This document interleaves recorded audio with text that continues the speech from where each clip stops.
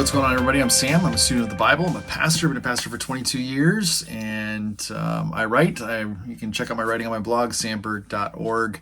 My training involves biblical studies, theology, and biblical languages. I want to jump back and talk about the video that I just did on the book of James, chapter 4, verses 11 and 12, and engage with a couple of things that were in the comments that I think we need to talk about.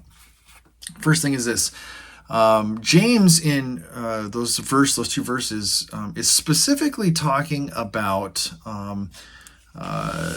this word katalaleo, which means to speak against. I think the NIV renders it slander, and I think this is a really good rendering of what that word is. It means not just to talk, to or to say something like you're wrong or whatever, to point out you're wrong, but quite literally to slander somebody, meaning you're going to speak badly about them behind their back, about them, not to their not face to face, but like about them to someone else or to a group of people.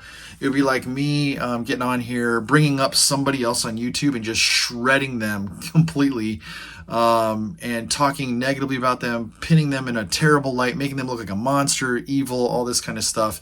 Never engaging with them in person, never talking about any kind of errors that I might see with them, but just kind of totally defamating them and just saying, they're terrible people.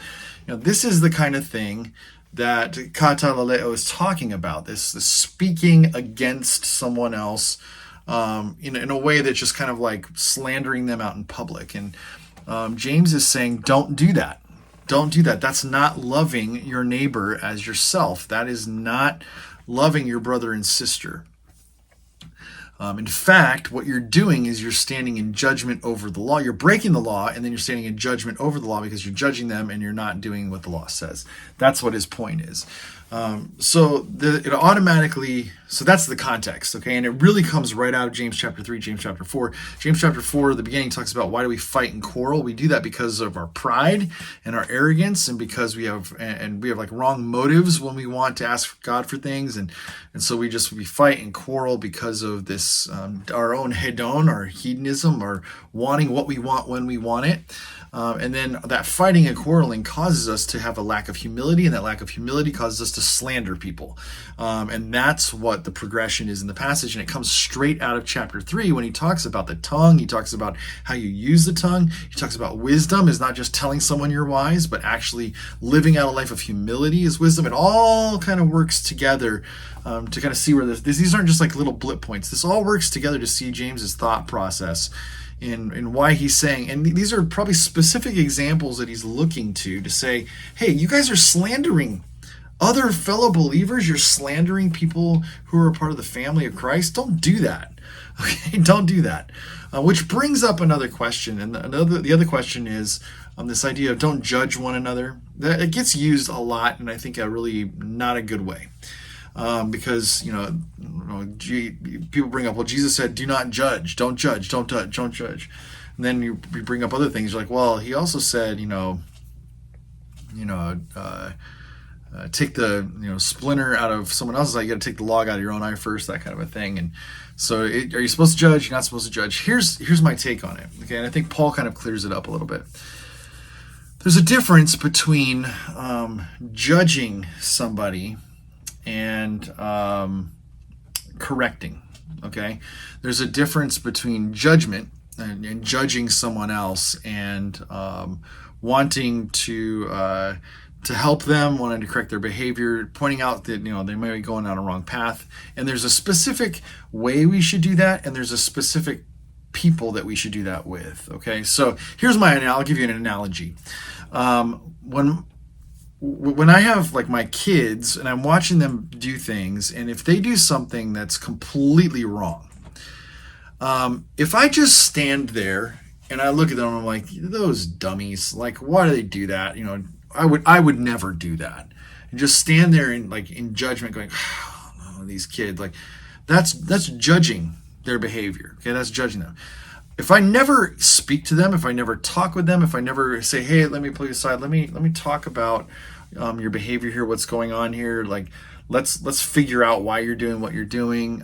Do you know that behavior is even wrong? Like, if I never engage with my kid and I just stand there and just condescendingly go, oh, these kids, that's judgment. That's judging them. That's not using judgment. That's judging someone else.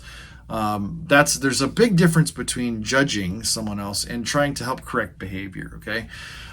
As a dad, what I should do is not stand there in condemnation over what they're doing and just going, oh my gosh. Like, I should step in. I should engage. I should say, hey, do you realize that when you do this, this is what, the problem is, this is, wrong. Like, let me help you correct your behavior, that kind of stuff. That's my job as a dad. Here's the deal, though. I do that with my family. I only do that with my family. I don't go to somebody else's kid and go, hey, your behavior out there was terrible. Like, no, it's not my place. It's not my job to go to somebody else's kid to make sure I correct their behavior. So the point is, if they're not in your family, you shouldn't be admonishing someone else. You shouldn't be correcting someone else, unless you've been given authority over that person. If you have authority over somebody else outside of your family, maybe you're a teacher, law enforcement, whatever, then you have authority. You can correct those things that are wrong. But if you're just like, regular Joe Schmo on the street, you shouldn't be correcting people outside your family. So it works the same way. And Paul talks about this in 1 Corinthians. It works the same way within the church, that Paul says we don't have any business judging people outside of the church family. That's not our job. We are not their authority. Someone else is their authority that will judge them, and that's up to them. That's up to God, who's their authority. But we are not their authority, so we don't need to be judging them. We don't need to be admonishing them. We need to be admonishing those within the family. Okay, and really the ones who have been given authority usually are the ones who can correct those who need discipline correction inside of the church. But also, because we're supposed to, as Ephesians 5:21 says, we're supposed to submit to one another out of reverence for Christ, then we also have the opportunity to go in love and help correct and admonish one another, but do it with gentleness and kindness and with love and meekness and sincerity and all those kind of things. And so yeah, we do see that in Scripture. What we don't see is the call to, like, okay, you can stand off and judge people from afar, and you can stand condescendingly, in superiority over them, kind of a deal. That's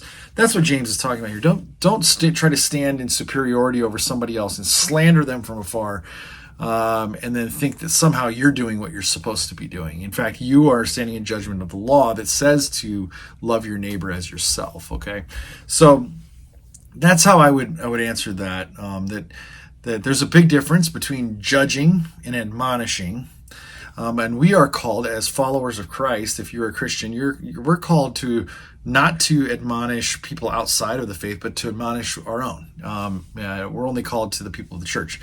And, there's those who have been given authority to admonish, but we also can admonish one another and correct one another and love one another well through it. But not judge. Don't stand from afar and slander people and,